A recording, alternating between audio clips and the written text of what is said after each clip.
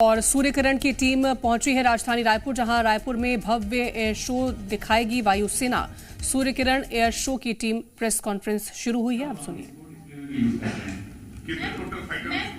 मेरा सवाल आपसे, आप इस पूरी टीम में अकेली महिला है, तो आपके लिए कितना चुनौतीपूर्ण होता है और आप किस तरह से प्रैक्टिस करती हैं इन सब के लिए? मैम, जब कोई महिला और पुरुष वर्दी धारण करते हैं तो उसके बाद उनका जेंडर कोई भी मायने नहीं रखता। उसके बाद वो सिर्फ एक सोल्जर हो जाते हैं और वो अपना सिर्फ कर्तव्य निभाते हैं। तो चुनौती तो हर एक सोल्जर के लिए है।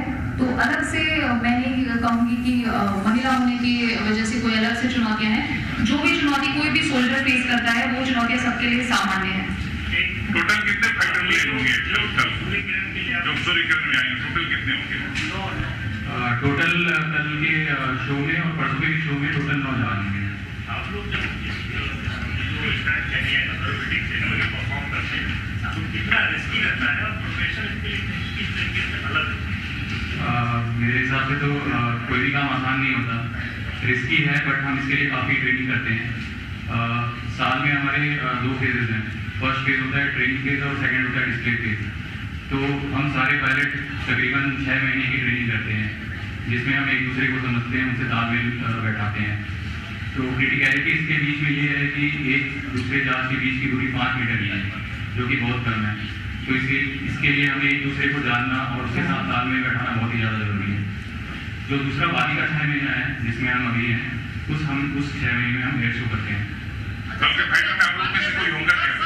कल के फाइटर में आप लोग में से कोई? हाँ जी, हम सारे हैं।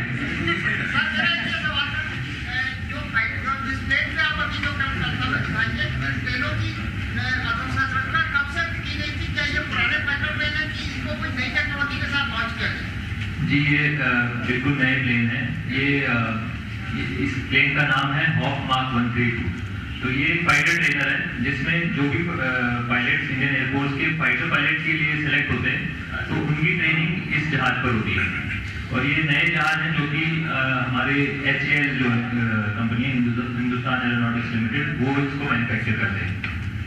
सर, मेरा सवाल आपसे है, जब आप पाकिस्तानी को आसमान में रहेंगे तो जमीन में जो लोग रहते हैं, तमाम छत्तीसगढ़ के वो युवा उड़ना चाहेंगे, आपको देख करके ना कहीं कुछ सीखना चाहेंगे, तो उनके लिए क्या रास्ता है कि कैसे वो आपके जैसे आप सामने बैठे हैं, जैसे उड़ रहे हैं, कैसे वो शामिल हो? सर, इसी को लेके एक सवाल है, क्योंकि आप लोग जब सब लोग आए छत्तीसगढ़ में, इसके लिए वेलकम है, क्योंकि छत्तीसगढ़ में बहुत सारे लोग जो है इंडियन आर्मी में है और BSF करते हैं। लेकिन क्या होता है कि कहीं ना कहीं इसके कारण इंडियन एयरफोर्स में नहीं है। आप एक ऐसा स्पेशल क्या टीम है जो छत्तीसगढ़ के लोग भी जाके एयरफोर्स में शामिल हो और स्क्वाड्रन लीडर तक पहुंचे? ये एक्चुअली इंडियन आर्म फोर्सेस का ही हम सब एक पार्ट है। तो if you are serving in any of the Indian arm forces और the paramilitary forces, we are always very proud of you. And हमारा एम ये है कि हम आप सबको मोटिवेट करें। डेफिनेटली आप एयरफोर्स में आए, एयरफोर्स का प्रोफेशनलिज्म देखें हमारे टीम के नज़रियों से।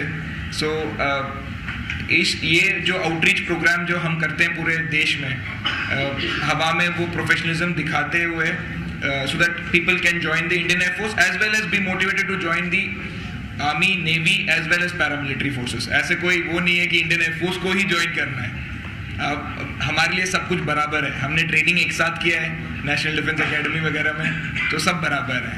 अच्छा, कलर रेड चुनने के पीछे क्या रीजन है? रेड कलर ही क्यों आप लोगों ने इसका है? कलर और रेड क्यों है सर? क्योंकि हमारा जहाज रेड